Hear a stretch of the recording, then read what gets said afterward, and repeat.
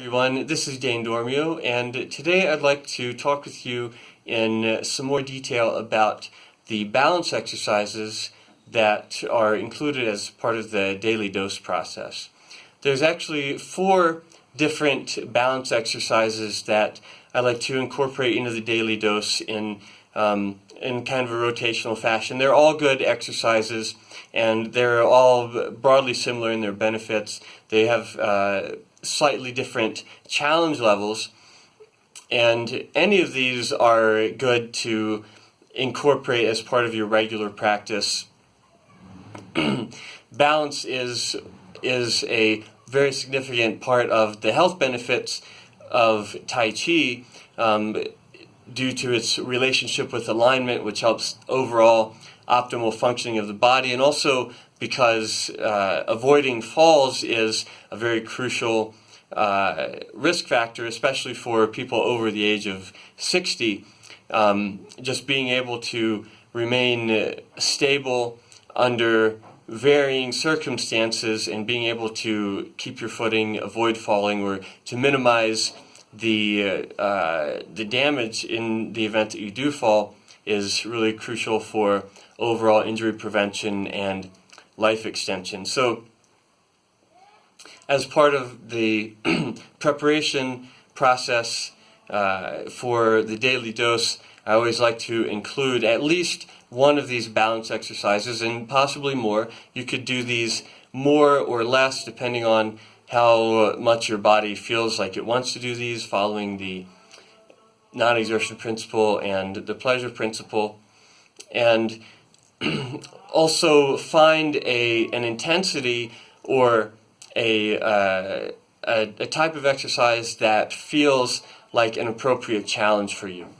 With balance, with developing balance in Tai Chi, the idea is that we want to practice in a state where we are in balance. If you are going too far in essentially violating the non-exertion principle, if you go too far away from equilibrium, you're creating more tension, you're struggling to maintain your balance, and that's the state that you are programming into your neurology, is a state of tension and struggling to maintain balance. We want to be instead doing the opposite, programming in the state of easily maintaining balance. So the whole time that you're doing balance exercises, you should be in a state of equilibrium. If you find yourself going outside that, if you find yourself having to tense up to maintain balance rather than relaxing and sinking, if you find yourself tensing and rising rather than relaxing and sinking, that just means to dial back the intensity a little bit until you're in a state where you can sink and relax and soften and loosen the body. Also, if you find that you're wobbling a lot and you're struggling to maintain your balance, that just means to diminish the intensity until you're in a state where you can be in a state of equilibrium and relaxation and practice there. And over time, that the range where you're able to be stable will gradually increase. And that's the effect that we want to go for. Not to force ourselves to the edge of our limitations, but rather to allow our limitations a space to gradually expand from within. So when you're practicing balance in Tai Chi, and in all of Tai Chi, you're practicing balance, you should be in a state where you are balanced, not where you are tense or struggling to maintain your balance.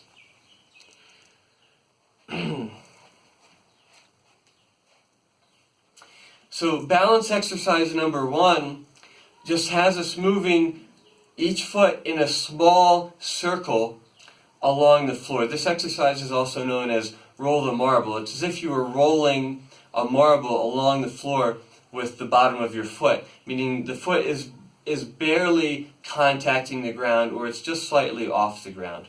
So the way that looks is like this. We start by shifting the weight into one foot, shifting the center so it's directly over one foot, and the other foot then floats up so it becomes weightless.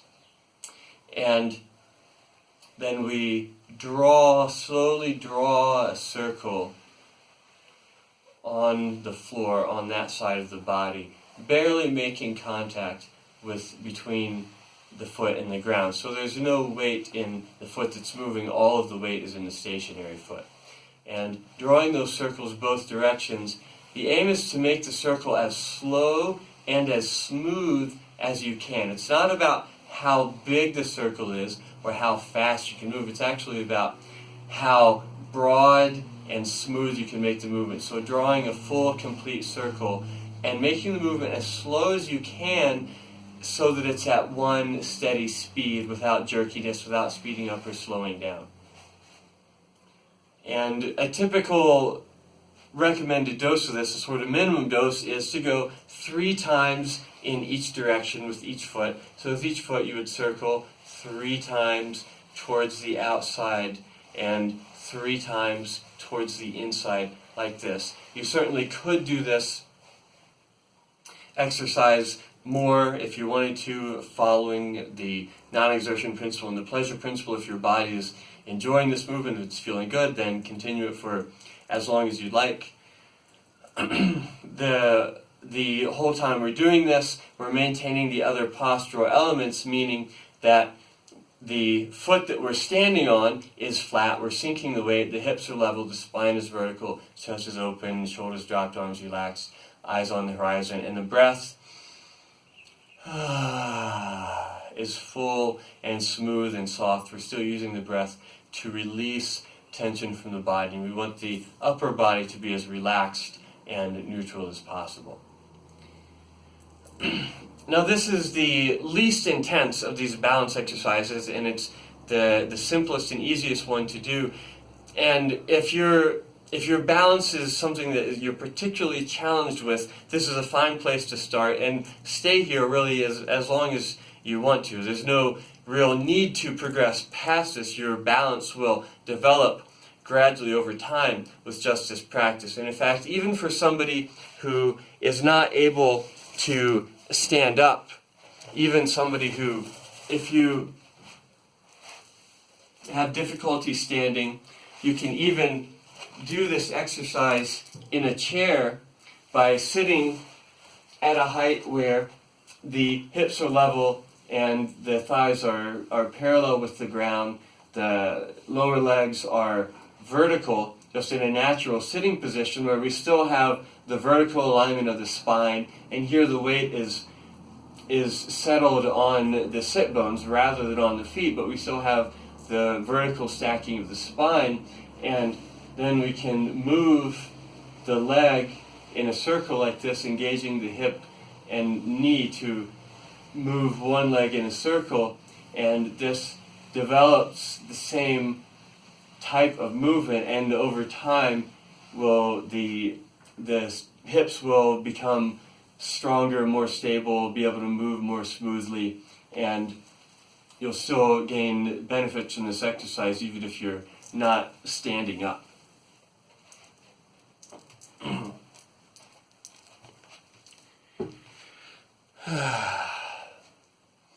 So that's balance exercise number 1, and it's a perfectly good place to start and a perfectly good place to stay for as long as you feel like you need to. Balance exercise 2 is slightly more intense than balance exercise number 1, but it's similar in the execution, the way it works. We start by shifting the weight so it's over one foot becomes completely full, the other foot becomes completely empty, so we're able to move it freely, and this time we draw a circle all the way around the body like this with the foot that's empty. And if you move through the full range of motion, if you were standing in sand, you would actually be drawing a circle all the way around this foot that you're standing on. You'd be drawing a complete circle. So the toes start off and end up in essentially the same position on each side of the rotation. At the same time, we're maintaining the same postural points as always. The foot that we're standing on is flat. The knee that we are standing on is bent to some degree. Anytime we're standing on one leg, the knee that we're standing on will be bent to provide a level of stability and balance and cushion the body. If the leg you're standing on is straight, it's like standing on a stilt. It's very wobbly and much harder to balance, whereas if the knee is bent, then the body becomes much more stable. At the same time, the hips are level, so we want to avoid tilting the hips forwards or backwards or to the side or anything like this. Also, the spine is vertical, so we want to avoid distorting the spine, distorting the box of the torso. If you were just watching this video from the waist up, you essentially would see no movement. You wouldn't be able to tell that anything was changing because there's essentially no movement in the upper body from the waist up. The degree to which the leg that you're standing on is bent will affect the size of the circle, or how broad of a circle you're able to draw. The lower you're able to go on the leg you're standing on, the further you can reach with the other leg, and the broader your circle will be. But this is an edge that you will want to follow your body's guidance and not push past this further than you're able to manage. The principles are we want to maintain relaxation. So if you're creating more tension by straining to go lower, then ease off to a range where you're able to constantly relax and sink more into the ground and become softer and more stable on that leg.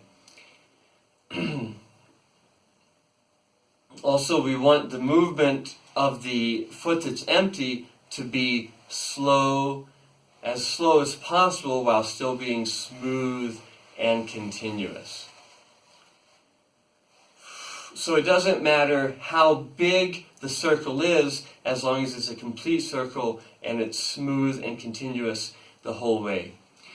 The typical recommended minimum dose for this is 3 times all the way around both directions with each leg. So you'll do 3 complete cycles with one leg and then shift the weight to the other leg and do 3 complete cycles on that side. The whole time using the breath to release tension from the upper body. The spine stays vertical, the shoulders are dropped, the arms hang neutral.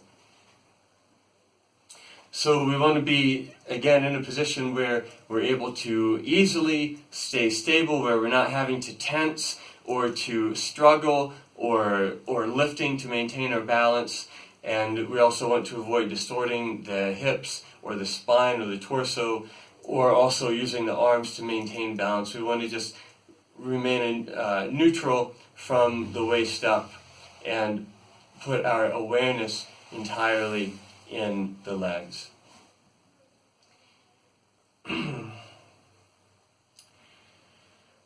The third balance exercise is slightly more challenging in the sense that we're actually bringing the foot off the ground this time, and what we're going to do is shift the weight so it's completely over one foot, the other foot becomes completely empty, and then allow that foot to float up and draw a circle in the air in front of the body. So we're drawing a vertical circle in the plane that we're in, the direction that we're facing, like this. 3 times, 3 circles in each direction with each leg is the minimum dose. You can do more if you want. But again, we want to avoid straining or tensing. We want to remain sunk and relaxed and stable. If you find that you are having to strain to maintain your balance, then ease off the intensity of this. It's not as important how big the circle is. You could be making a very small circle like this, but make it smooth, relaxed, stable. Continue to engage the 3 regulations: body regulation, breath regulation, mind regulation. Maintain your composure throughout the movement. That's how your body will adapt to that state of equilibrium. You can increase the intensity of this, dial it up by making the circle bigger. But however, whatever the range the leg is moving through, we want to maintain all of our postural points. So the foot we're standing on is flat, the knee is bent to some degree, the hips are level, the spine is vertical. So we want to avoid distorting the spine or the pelvis or tilting the hips forwards or backwards or sideways like this, and just again maintain a neutral profile from the waist up. So if you were just watching this video from the waist up, you wouldn't be able to tell that anything was changing. So again, 3 circles in each direction with the aim of making the movement as slow as possible so that the speed is smooth and continuous without starting and stopping, eliminating any jerkiness, without speeding up or slowing down, but a constant speed. And then we'll shift the weight to the other side and do 3 circles, or as long as you feel like, in each direction with the other foot.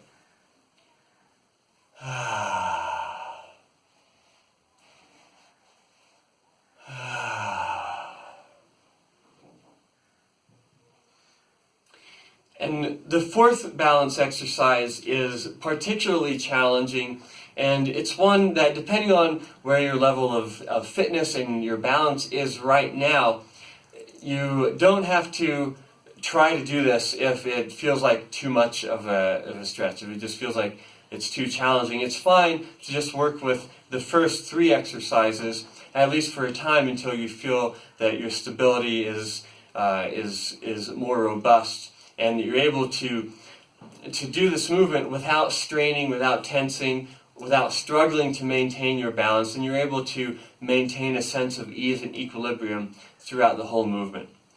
So what the 4th movement looks like, it looks pretty similar to the 3rd balance movement, but with balance, the movement number 3, we have the leg we're standing on that's full, and we have the leg that is floating, which is empty, and we're moving the hip socket of the leg that's empty with balance exercise number 3. With balance exercise number 4, we're moving the hip socket of the leg that we're standing on. So just putting my arm here to indicate the direction that the torso is facing, the leg and the arm are both pointed in front of the torso, and then this hip is opening so that the body swings around to the right, or swings open to the side, and then this hip closes again, bringing the body back to the front. So in exercise number 3, just to emphasize, we're moving the leg that is floating. In balance exercise number 4, we're moving the leg that we're standing on, opening the whole body to the side and then bringing it back. This exercise is quite a bit more challenging, so the important principle to keep in mind, again, is that we want to exercise in a range where we are stable. If you find yourself struggling to maintain your balance, then it's perfectly fine to just work with the first 3 exercises for however long you feel like you need to, and because you'll get plenty of balance benefits from doing those, and maybe eventually you'll be able to do this exercise, the 4th balance exercise, without struggling the whole way, at least starting off very small. Maybe rather than opening all the way, you just open halfway or even a quarter of the way, and just work with opening the hip that you're standing on and using that to move your torso.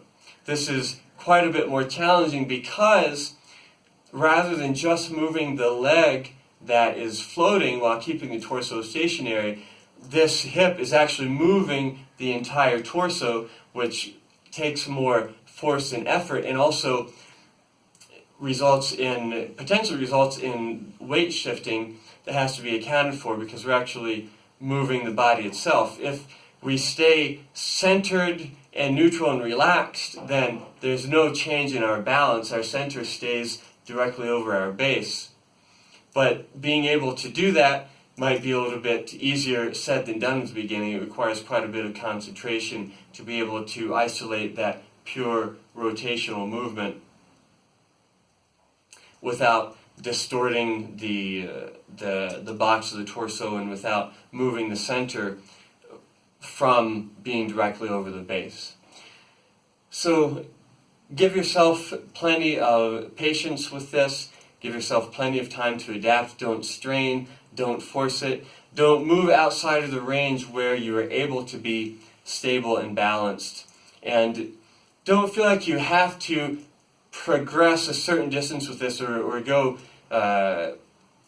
any particular distance into this progression. Wherever you are in this progression, wherever you feel like you're able to get the most benefit, which is where you're able to remain stable and balanced, relaxed and sunk, while moving smoothly through the range of motion, and gradually increase the range of motion, or increase the intensity of this exercise, or step your way up the scale of these exercises.